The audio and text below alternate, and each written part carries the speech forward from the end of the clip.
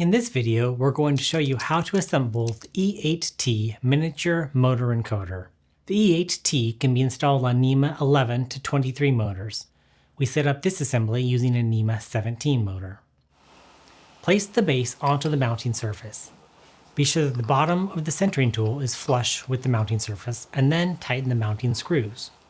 We suggest you keep your finger on the centering tool while securing the screws. Once the screws are tight with 2 to 3 inch-pounds of torque, remove the centering tool. Next, we're going to install the PCB. Be careful to avoid directly touching the optical sensor area when handling the PCB.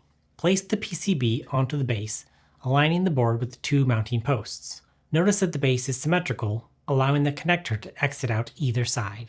Using the spacer tool, very firmly press down on the PCB in order to push it over the alignment pins and completely onto the base.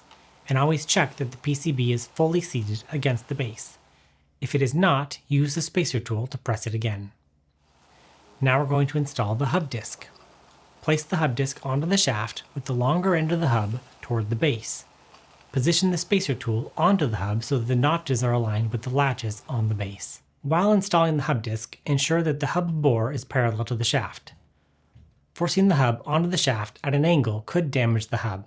It is also important to handle the disc with care to prevent scratching. Press down until the tool bottoms out on the PCB. Double check that the PCB is flush against the base. Finally, remove the spacer tool and snap the cover down over the base.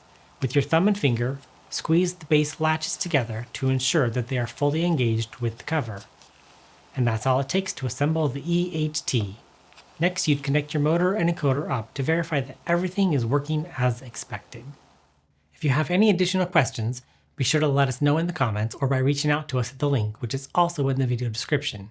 And if you found this video helpful and want to stay up to date with encoder tips, tutorials, and new product releases, be sure to subscribe to our channel.